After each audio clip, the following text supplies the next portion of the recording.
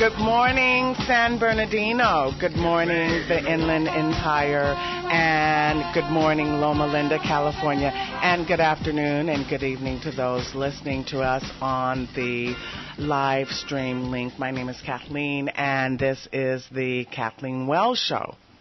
So let me ask you, America, what brought America to her knees? That's the question. What brought her to her knees? Well, I think the answer is tax cuts.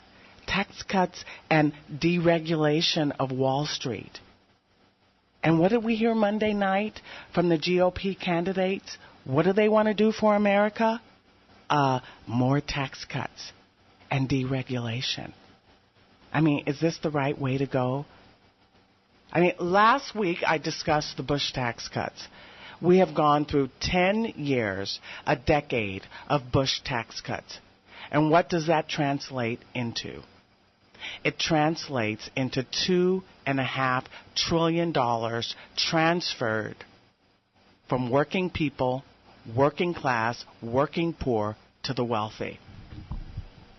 Did the Bush tax cuts bring more jobs? Bush lost 6 million jobs while he was in office. And he also presided over a deregulated Wall Street that ripped people off. We have seen more foreclosures due to a deregulated Wall Street than ever before. And last Monday, the GOP debate, the candidates all said deregulation and more tax cuts. I mean, what are these guys thinking? What are they thinking? Do they think that the American people suffer from amnesia? We don't know. I mean, don't get me wrong. I don't think that everything that Obama is doing is absolutely perfect. All right. I have my complaints. But the GOP, the Republicans, are absolutely ridiculous. They are for corporatizing America beyond repair. We are in full throttle of the corporatization of America. And the GOP, they want to do more. They want to corporatize America to the point where she can no longer stand up unless she's leaning on a corporation. I mean, they have to think, the Republicans, that Americans have a short memory, that we have amnesia, that we do not remember the havoc reaped on the American economy because of deregulation of Wall Street and a decade long of Bush tax cuts. And then did you see what the Supreme Court in Wisconsin ruled yesterday? They reinstated Governor Walker's legislation, stripping Wisconsin workers of their right to collective bargain. And in addition to stripping workers of their collective bargaining rights, the law forces public employees to pay more for their health care and pensions. We are literally seeing an assault on the middle class of America. And if you didn't know before, you got to know it now. I mean, you know, even the Real Housewives of Orange County, I was watching that the other night, I admit, even they have to sell their houses. Short sales. They've lost values in their houses. I was thinking, maybe I should have one of the Real Housewives of Orange County come into the radio and have an interview with me and discuss with me, her financial woes and why her house is being sold for a short sale. Why has her house lost value? But, I'm thinking that many of the wives would probably come in and blame Obama for the decrease in value of their homes. So instead of the housewives, I think that's not necessarily a good idea. I have as a guest today, Economist Dr. Ravi Batra. Dr. Batra is a professor of economics at Southern Methodist University in Dallas, Texas, and is the author of 5 international bestsellers. In the journal Economic Inquiry, Dr. Batra was ranked 3rd in a group of superstar economists. So, Dr. Batra is a heavy hitter. He knows what he's talking about when he's talking about the economy.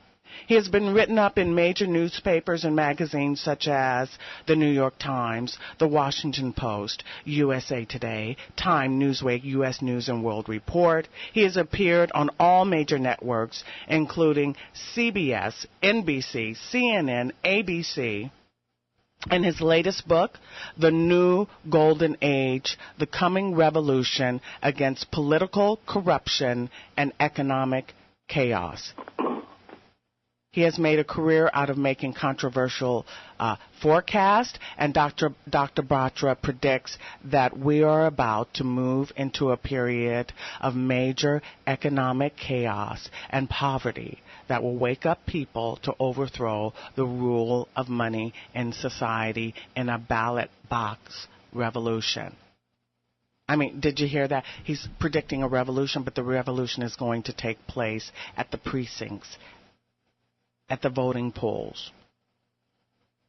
And I'm going to have to ask him, how is that going to work? Because given the fact that both parties are corporatized, Democrats and Republicans, but Republicans way more than Democrats, who are we going to vote in? Who are our options? So he also predicts that we will come into a golden age of peace and prosperity and ethical values. That sounds very optimistic and promising.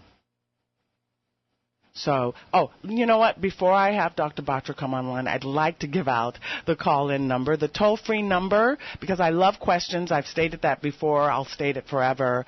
The call-in number is 1-888-909-1050. That's the toll-free call-in number. And if you're local, it's 1-909-888-5222. So, Dr. Batra, are you with me? Yes, I'm here. Thank you very much. I'm delighted to have you as a guest this morning. Thanks a lot.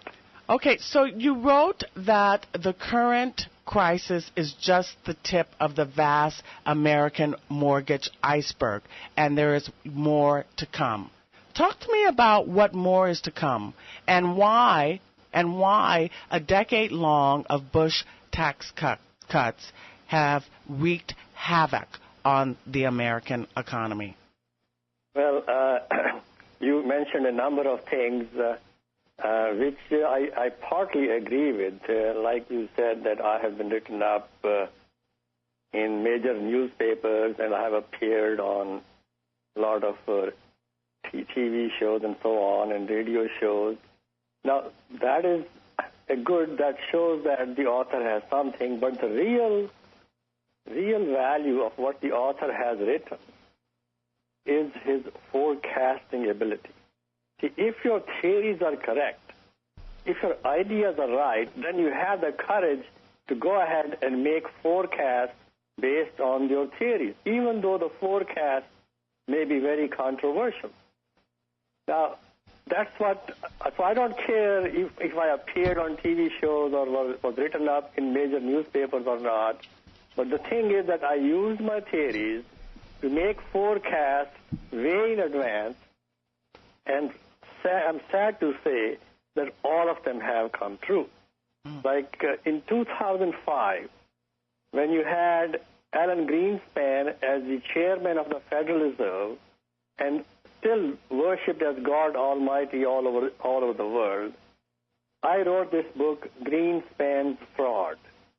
And I said, this guy is making a fool of all the economists, making a fool of all the politicians, because whatever he's doing is going to backfire in 2 or 3 years, and that would land us into a major recession and possibly into a depression. That's what I wrote in 2005, 2 or 3 years in advance, because I believed, and my theories say, that whenever you cut taxes sharply for the wealthy and then cut the benefits of the poor and the middle class to pay for those tax cuts, the economy is bound to suffer in the end.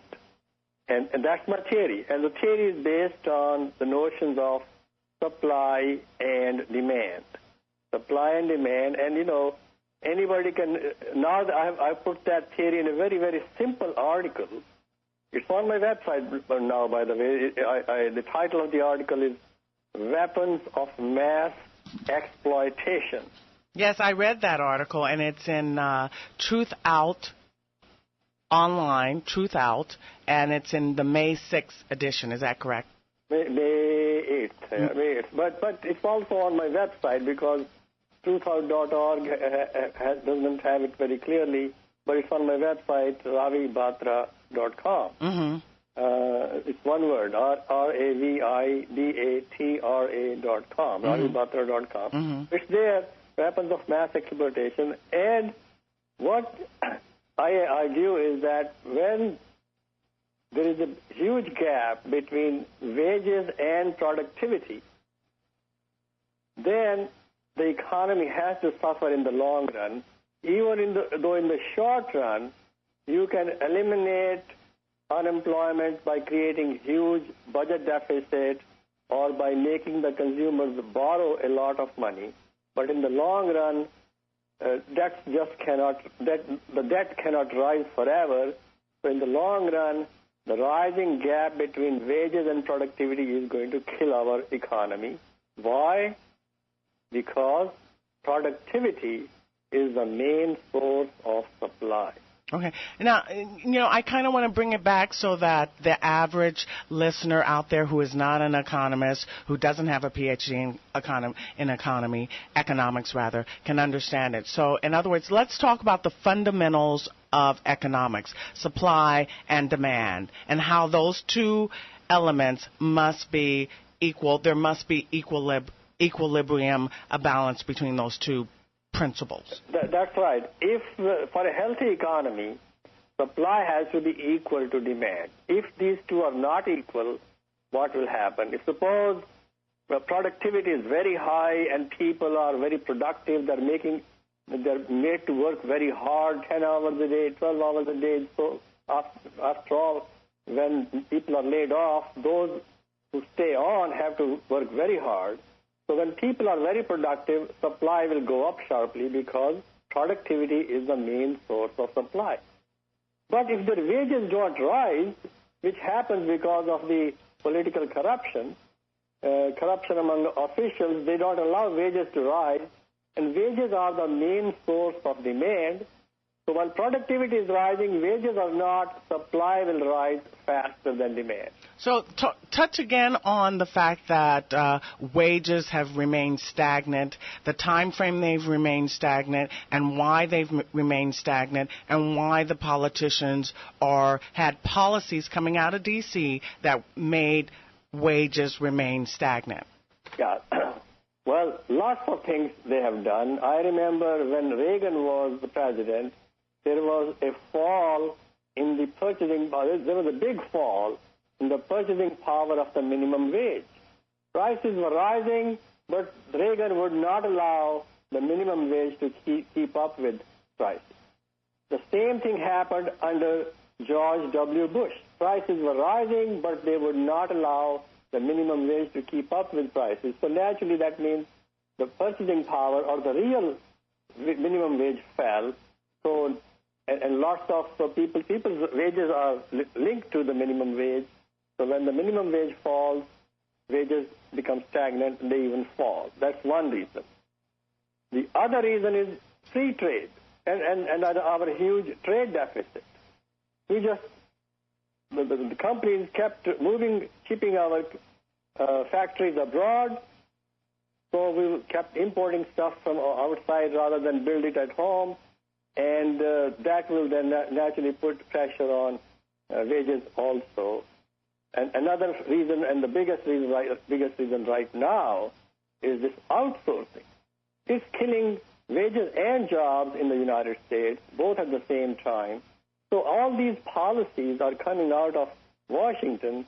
Why? Because the big business CEOs have the lobbyists, and lobbyists have bought up the politicians, especially the Republicans. And the Republicans just would not let the minimum wage rise. They're very much for outsourcing and so on. So as a result of all these policies, starting from as early as 1981, the real wage has been stagnant while productivity is rising sharply. That raises supply while demand does not rise. So if there is too much production, too much supply, and not enough demand, what's the businessman going to do? They have to lay off people. They can't sell everything they produce. They have to lay off people. And so we are now in a huge mess that we just cannot come out of. Okay, we're going to go to a break right now. We'll be right back with Dr. Batra.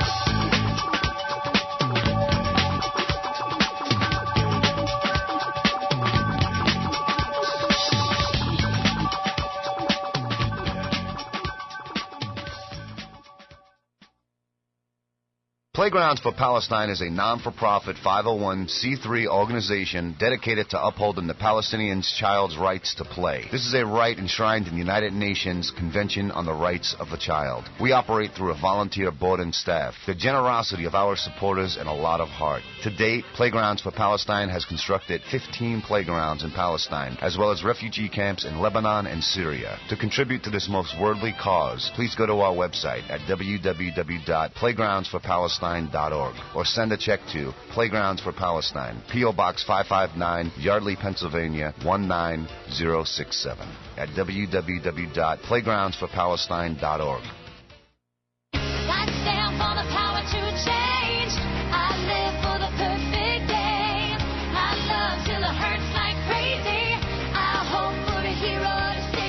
Hi, I'm Idina Menzel.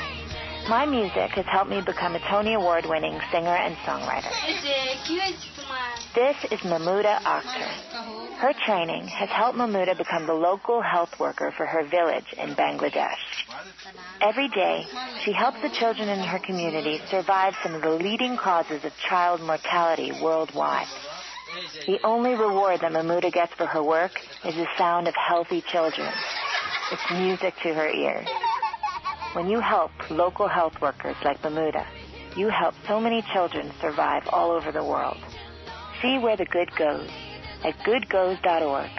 Find out all the ways you can help get the good where it needs to go. Brought to you by Save the Children and the Ad Council. This is the Kevin Trudeau Show. Hi, this is Kevin Trudeau. Join me for the Kevin Trudeau Radio Show, everything they don't want you to know about. Join me Monday through Friday from noon to 1 p.m. on KCAA AM 1050. I'm picking up where my books left off, standing up for you and exposing the lies they don't want you to know about. It's the Kevin Trudeau Show on KCAA AM 1050. The Kevin Trudeau Show. Online at KTRadioNetwork.com. Real talk for real people, right here in the Inland Empire. We are 1050 AM, KCAA.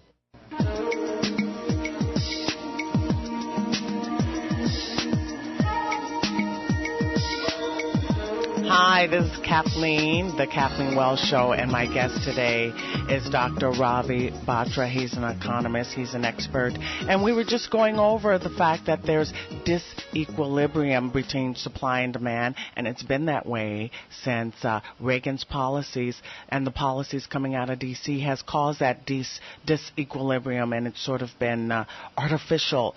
They've been creating artificial equilibrium, and Dr. Batra addressed the ways in which they did that by maintaining wages that were stagnant, outsourcing, and trade. So, Dr. Batra, you want to elaborate on those things again? Yeah. Let's remember, supply and demand are very simple concepts to understand, and wages are the main source of demand, because if your income is low, then your demand will be low. And productivity is the main source of supply. So if you're very productive, then you'll produce more. So over the past 30 years, productivity has been rising fast, but because of government policy, wages have been stagnant and even fallen. So demand has remained stagnant. Supply has been rising sharply. So to make up this, to plug this supply-demand gap, the government has been creating a lot of debt, because when you borrow money, you spend money out of that also. So the government borrows money, then spends it, and the government brings interest rates down, so people borrow money and spend it. See, the sad part, the government understands that demand has to rise, but they would rather have you borrow money and spend out of it than let wages rise in proportion to productivity, which is only fair and ethical. And they do that because they're simply corrupt. They get paid by companies to keep wages low and to have trade deficit with China, to have outsourcing as a policy. So big business has corrupted all these politicians, but people eventually wake up. As you just talked about Wisconsin, for instance, people are waking up there. No matter what the governor does, what the Supreme Court does, people will wake up and throw out the Republicans. And people will also wake up and challenge the incumbent Democrats. And then they will throw out the incumbent Democrats, and new breed of politicians will take over. They will bring about the new golden age. By the way, that's the title of my book also, called The New Golden Age, because I'm very optimistic about the future, simply because people will wake up in the near future. Okay, you're optimistic about the future, but just last Monday, the GOP candidates in their presidential debate were talking about more tax cuts. So speak to specifically why more tax cuts is not the answer to the problem to the economy. Well, they're talking about, you should ask, the trouble with all these hosts, those people who host these debates, is that they don't ask the right questions. Now, when like, say, what's her name, Romney or Pawlenty or everybody else said, let's cut taxes. Well, then the host should ask him, tell me the process through which this tax cut will create jobs. They don't ask that. They allow them to get away with their claim. You said tell me the what? How tax cuts will create jobs? The process. No, the process in which tax cuts will create more jobs. Exactly. How? Okay. I cut the taxes of corporations and wealthy individuals. Tell me how this would create jobs. And they don't ask that question. They let them get away with the claims. So, what will happen when you cut the taxes of people who are already incredibly rich? What would they with that extra money? Because if people create jobs, people expand their business in self-interest to earn a profit. But if you are not able to sell everything that you're producing now, why would you expand your business even if your taxes are cut? Simple enough? But see, the thing of it is the GOP, they do say that they keep harping on the fact that Obama has not created more jobs. But the GOP never explains how their tax cut will create jobs. And of course, they're distorting Obama's position. They are not starting with 2000, what was there in 2008. They are starting with what was there maybe a month ago. So all the people are not fools. People will see through it that the GOP has no solution. They just make claims, and all we have to do is just show them what has happened over history. Well, it is the Bush policies, the same policies that created the greatest recession since the 1930s, is again what the GOP is advocating. So it's not going to help at all. And the reason is very clear. You can cut taxes for the corporation sharply. You can cut taxes again for the rich. Why would they expand their business if their factories are currently standing idle? Well, I wish I shared your optimism, but I'm not as optimistic because you mentioned Wisconsin, and those voters voted in those politicians. Well, Wisconsin voters voted in the Republicans because the Republicans always make false promises and then they do something else. They don't fulfill their promises. Now, why shouldn't you be optimistic? Look what happened in this New York special election. A Democrat beat up a Republican where no Democrat has ever won. Yeah, that's because the Republican wanted to vote for Ryan's plan, which would cut out Medicare. They haven't backed off of that plan. They still want to cut Medicare. Yeah. This is how they will balance the budget. They want to cut the Medicare and cut taxes at the same time. In other words, transfer the tax burden once more on the poor and the middle class. This is exactly what Reagan did, and they want to do the same thing again. So this Medicare will be a big issue in the coming election. So the Republicans have no prayer at all. Well, I mean, even Tim Pawlenty said that he wanted to more than double, the Bush tax cuts to $7.8 trillion. Well, and people are waking up. Remember how much Bush and Cheney had fooled, how long they had fooled the public. But then, in 2008, both of them were ashamed. They couldn't get out of Washington at that time. The public was so adverse. The public had denounced them so much. So I am very optimistic. And by the way, let me say this. I may have missed some forecasts about the economy, but I have never missed a forecast about a revolution in my life. That's a very provocative statement to make. In other words, you've missed some forecast about the economy, but never forecast about revolutions. Give me some specific revolutions that you've predicted. Okay. In 1978, 79, I want to be truthful. I predicted that the Shah of Iran would be overthrown and be replaced by a group of priests, clergymen. And then they would rule for 30 to 60 years. That was my forecast about the Iranian Revolution. And that appeared in a book called Muslim Civilization and the Crisis in Iran. Before that, I had written a book that was 1978. The title of the book was The Downfall of Capitalism and Communism. In that, I predicted that that Soviet communism would be gone by the end of the century, while the Chinese variety would prosper. That has happened.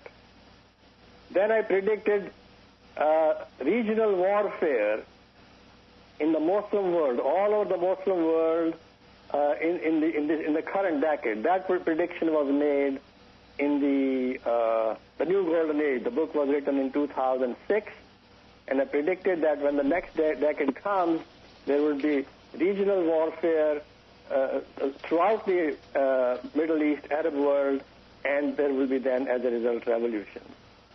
And so I can go on and on. I have never missed a forecast about the revolution, which is, I'm surprised myself sometimes, but I have talked about some theories in the books, in these books, and the theory is based on certain social and political cycles, and that theory I'm using now to forecast that there would be a revolution in the United States followed by the Golden Age.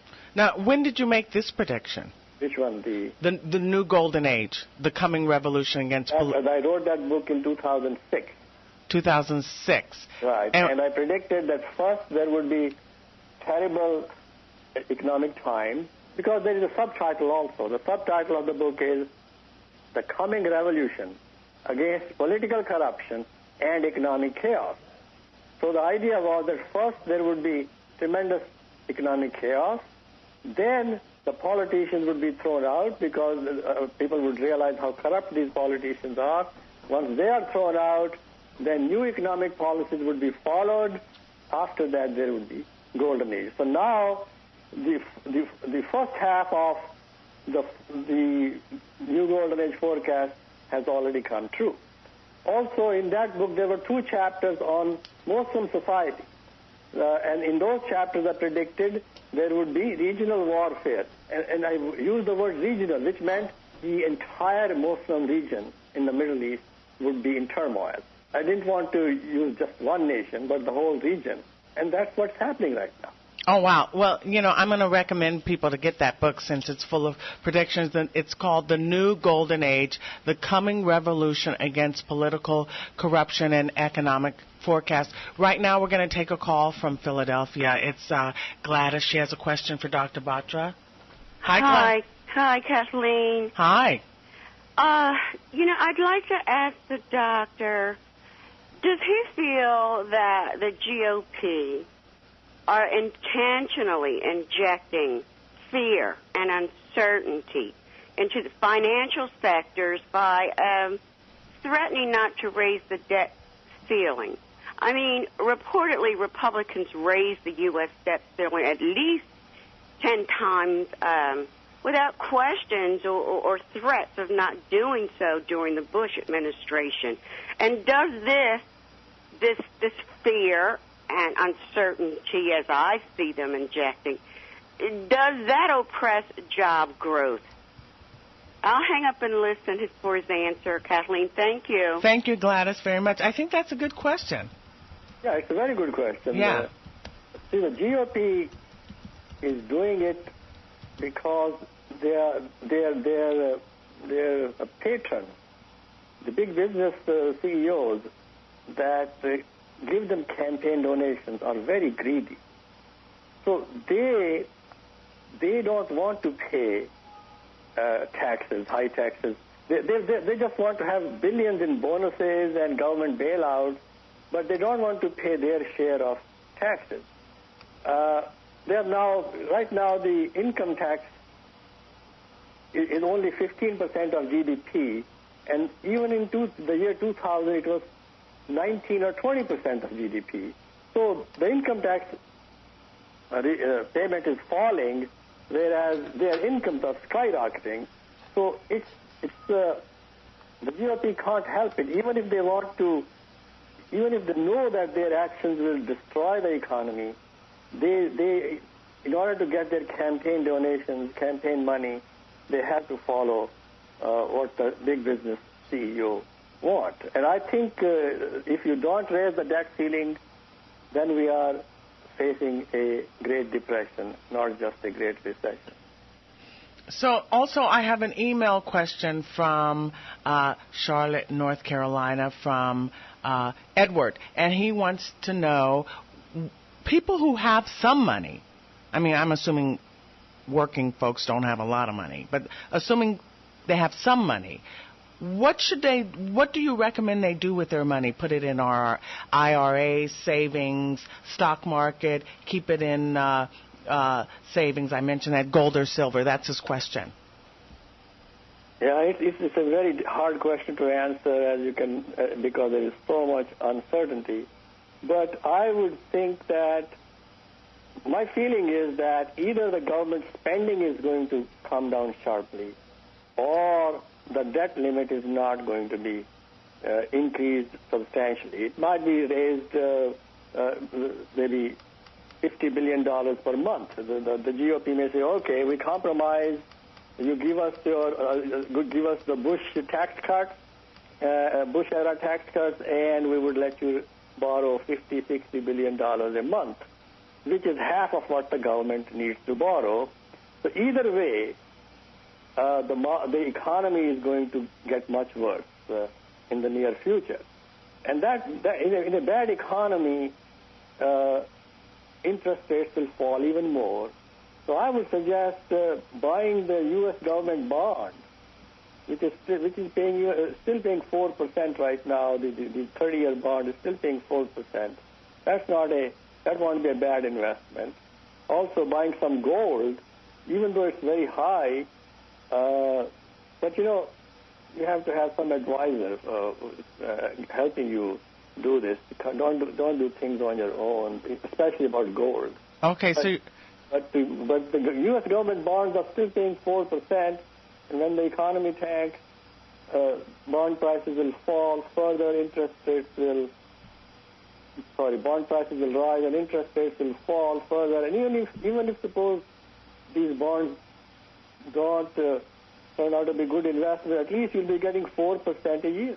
Mm-hmm. So U.S. bonds and get advice on investing in gold. Okay, we're going to take a break right now.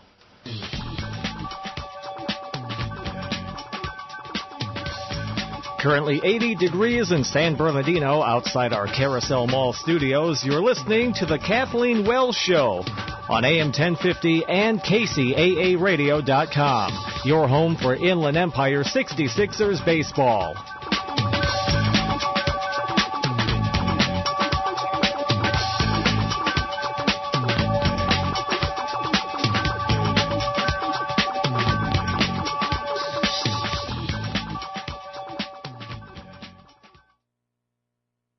Playgrounds for Palestine is a non-for-profit 501c3 organization dedicated to upholding the Palestinians' child's rights to play. This is a right enshrined in the United Nations Convention on the Rights of the Child. We operate through a volunteer board and staff, the generosity of our supporters, and a lot of heart. To date, Playgrounds for Palestine has constructed 15 playgrounds in Palestine, as well as refugee camps in Lebanon and Syria. To contribute to this most worldly cause, please go to our website at www.playgroundsforpalestine.org or send a check to Playgrounds for Palestine, P.O. Box 559, Yardley, Pennsylvania 19067 at www.playgroundsforpalestine.org. I'm from X, and we're talking to real smokers about quitting. Tell me when you smoke and why you smoke. First thing I do in the morning is get some coffee and have a cigarette. If I have a cup of coffee, I gotta have a cigarette. As soon as I wake up. Okay. With coffee, after I eat, and in between snacks. Okay. When I'm bored. Pretty much all the time. Yeah. Have you tried to quit? I quit for 3 months, went out one night, bought a pack of cigarettes, and that was the end. I've actually tried to quit cold turkey, and that's really hard. You ever hear about stories like, and then he threw the pack out the window, and he never smoked again? Now, I've actually heard a guy throw a pack out the window, but he went to go buy another pack. What would you do different? Actually having a plan and thinking it through. It's like you have to relearn yourself not to smoke, especially at times when you really know this is the time I have the cigarette, like in the morning after coffee. You have to relearn how to live your life without a cigarette in your hand. With the right plan, you can quit smoking. Free at becomeanx.org. X, a new way to think about quitting. Brought to you by X and the Ad Council.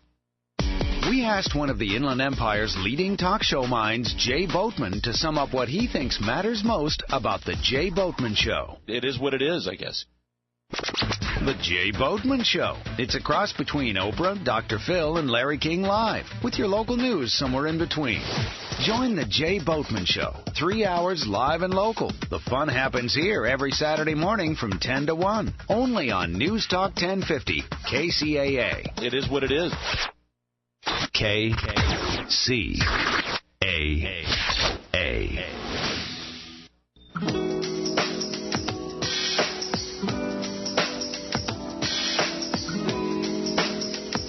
Okay, welcome back. This is the Kathleen Wells Show. I'm Kathleen Wells. Let me give out the call-in number just in case somebody wants to call in with a question. The toll-free number is 1-888-909-1050, and local is 909-888-5222. So I'm here with my guest, Economist Dr. Ravi Batra. And, you know, one of the things you mentioned, Dr. Batra, is that you said that the Republicans don't explain the process as to how more tax cuts give us more jobs. But I think the Republicans do say that, they'll have if we have tax cuts for the Republicans, for the corporations, then the corporations will have more money. Exactly. So at that time, the host should put a counter question. They already have $2 trillion sitting in their vaults. The big corporations have $2 trillion. So if that's not enough to create more jobs, giving them another few $100 billion every year won't help at all, would it? Exactly. So the hosts I think they're not very smart. They just don't ask the right question. The hosts aren't very smart. All right, maybe there's some kind of corporatization of our media where they just want to keep this Democrat-Republican paradigm going back and forth and back and forth. Do you know? Maybe, but in the end, as I said, people see through. They are seeing through already. I mean, just see. I was so amazed, in fact, shocked to see that in that city of one city of New York, a Democrat beat out a Republican because they found that the Republicans are going to cut their Medicare so that they can extend these tax cuts. And what else will they offer? They are not backing off that position. Tim Pawlenty or Romney, they are not running away from Ryan's plan. They are simply saying that we have to cut taxes and maybe tweak Medicare, but they are not running away from Ryan's plan. And plus, the GOP has voted on that plan. Both the Senate and House voted in favor of that plan. So I don't think how they can run away from their vote. But, also the Supreme Court yesterday ruling in favor of Governor Walker says something about our court system, doesn't it? Oh, exactly. All of these guys are Bush appointees. And just watch. I mean, I remember that there was a time when the unions had hardly any sympathy in this country. Now, there is a lot of sympathy for their positions. So slowly and slowly, as people see that their conditions get worse, and how it was the Bush administration that brought things about, and President Obama has been trying his best, although not with good advice. If he had better advice, things would be much better now. But still, things are much better now than they were under Bush and Cheney. Yeah, but the thing of it is that you say that the American people will wake up and realize. As I said, I'm not so optimistic because in the midterm elections, the American people went and voted for the Republicans. Why did they vote for the Republicans? Because the Republicans promised to protect Medicare of all the things. They said we would create jobs and protect Medicare. That's why they voted for them. Okay, in an interview that President Obama did, I think it was yesterday actually, he said that there's something structurally the structure of the economy has changed. Do you agree with that assessment? No. The economy is always governed by supply and demand, and that part has not changed. There's no change in the structure. There are just bad policies. Yeah, policies are bad. That part may be the change in the structure of the economy, but the economy is still the same. Well, I mean, he says companies are making profits, but jobs aren't being created. Well, so he's sort of buying into the whole notion of what the Republicans are selling, wouldn't you say? Well, in a way, the structure has changed. If he explained it further, he should say, because of outsourcing, the structure has changed. Because of excessive free trade and trade deficit, the structure has changed. But these people don't even want to talk against free trade. They're afraid to speak out the truth. That's the problem. And see, our Democrat President Clinton was the one that got that outsourcing going, isn't that correct? And free trade, right. But see, that's the problem. Both parties have been corrupt, bought out by the politicians. That's why the incumbents of both parties will be challenged in the primaries. Just watch when 2012 comes in.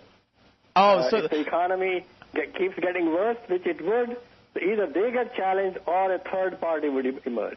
Oh, so you're predicting that incumbents of both parties will be kicked out and a third party will emerge? That's a revolutionary thought, definitely. Either a third party or the new officers, new officials. New politicians take over. Because, as I said, Democrats were in charge of outsourcing. That was under President Clinton, and free trade. That's right. So it's not just one party. You can only say that the Republicans are more corrupt, but you can't say that the Democrats are not. So even when we had, when new jobs have been created under Obama, he has created more jobs, but these jobs are low-wage jobs. Low-wage jobs, and they are being created with the help of the government borrowing, which is not a way to create jobs. I am in favor of free markets, but they have to be truly free markets. We don't have free markets anymore. We have monopolized markets in which a few small companies dominate the whole industry. So when you say you're in favor of free market, describe to me or characterize to me. All right, let me say, let's look at the oil market. You can make it free by breaking up oil companies into smaller firms. Right now, you have 5 large companies, and they have become very large through mergers. One, like Exxon bought out Mobil, while there was no need to do that. Mobil was making a big money. Exxon was making a huge profit, yet Exxon bought out Mobil, and after a company buys out another one, they lay off a lot of people, and they close gas stations. So when you close a lot of gas stations, naturally gas prices will go up. So if you want to have free market in the oil industry, break up these companies to where they were. And by the way, it's illegal to have mergers in the industry. But Clinton did not do anything. All these oil mergers started under Clinton, by the way. And so he did not enforce the antitrust law. Exactly. So in other words, the deregulation also. That's right. So deregulate the oil industry. That's what I'm saying. Let's have free markets.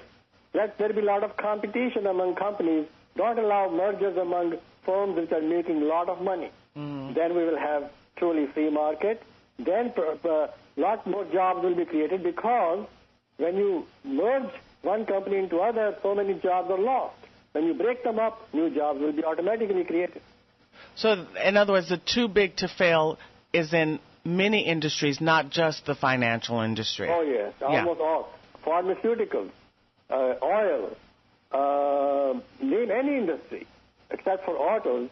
Most of the other industries are too big to fail, and the companies have allowed this, the government has allowed this, but they have not enforced antitrust laws because they're getting all that money from big businesses. So give me your thoughts about the stimulus, the TARP money, the stimulus that was injected into the economy, good or bad? Well, there's an article on my website. I'm sorry, it's ravibatra.com. It's called The Bailout. I wrote an article on the bailout just before it was passed, and I said in that article, this bailout would allow the oil prices to shoot up again. At that time, oil had fallen to some $35 per barrel, and I said this bailout would increase the price of oil, and nobody understood what I meant. But I explained it in the article. What I said was, they're giving a lot of money to big businesses. They don't know what to do with all that money. They already have so much, so they are going to use this money to speculate in the oil market, because that market is a monopolized market, and monopolized markets are subject to speculation. So they would speculate a lot in the oil market and raise the price back up to $100 a barrel. And that's what has happened. So essentially, I mean, what are the American people to do? The only alternative for us is to actually vote these politicians out, and they're guilty on both sides of the aisle. Is that? That's right. If you find out that some politician is collecting a lot of money from large businesses, vote him out. Any politician, whether it's Republican or Democrat, if they are getting a lot of money from big business, vote him out. If they're collecting money from smaller companies and from people in general, vote him in. Well, I mean, it's kind of confusing because aren't they all receiving monies from big business? Aren't all politicians receiving money from big business? Well, if people follow this behavior, then politicians will stop asking for money from big donors. No, they're not all getting money from big businesses. There are some who are not. And if some politicians were to publicize this, say on air, I am not going to take money from anybody, any big business, and then suppose their popularity soars, then everybody else will follow them. So we have to educate the politicians and educate the public. Yeah, it's about educating the public, and as I said, I'm not so optimistic. So tell me something. The incumbent president has never been re-elected when the unemployment rate was higher than 7%. Except when the initial high unemployment was created by a Republican. FDR FDR was re-elected, when the unemployment rate was 17%. Oh, repeat that again. Say that again. Except when the unemployment rate the is... initial high unemployment was created by a Republican. Oh, the previous. The starting point of high unemployment was from a Republican. Then an incumbent Democrat was re-elected in spite of high joblessness. And the answer is FDR in 1936. Yeah, that was a long time ago. So your prediction is that President Obama will be re-elected? Yes. And what will happen with the unemployment rate? Will it continue to rise? Yes, it will be about 10-11% in next year. He would still be re-elected because the Republicans would offer the same policies that Bush and Cheney did, which is what got us into the mess to begin with. And that's what FDR said. He said the same thing. He said, if we did what we were doing before, how would it change? How would it change the economy? Mm-hmm. And that's what. And President Obama is a very sharp man, articulate. He can explain things very well. The Republicans would be making claims. They would run against history, against facts. They would just make claims, and therefore they would not win. Mm-hmm, mm-hmm. So, I mean, that's let me ask you, how can the American people get the Obama administration, given that you predict that he's going to win 2012, how can we get the Obama administration to institute policies that are even more aggressive and more progressive for working American families? Well, the person learns from their mistakes. And I think the president would learn sometime next year that he has to change. It will be perhaps late by then, but once he starts to make changes next year, then the people would know he is changing. The Republicans are not. So I think that would be enough to get him reelected. Okay, and also the corporations are sitting on a lot of cash, aren't they? Yeah, $2 trillion. And the Republicans are saying, let's give them more cash so they can create jobs. Well, why don't they use the current amount of cash that they have? No, it's simply illogical to think that a person would expand their business when they cannot sell, when they are not able to sell all their factories can produce right now. It's impossible. Okay, well, I want to thank you, Dr. Ravi Batra, for taking the time to speak with me and be my guest this morning. I really appreciate it. I also want to encourage people to check out your website. It's Ravi, R-A-V-I, Batra, B-A-T-R-A.com. Is that correct? Yeah, it's one word, RaviBatra.com, one word. And your latest book is The New Golden Age, The Coming Revolution Against Political Corruption and Economic Chaos. Thank you, Dr. Batra. Thanks a lot. Bye-bye. Thank you, listeners. This was the Kathleen Wells Show. I hope you enjoyed our hour, and I look forward to bringing you a new show next Wednesday. Thanks a lot. Bye.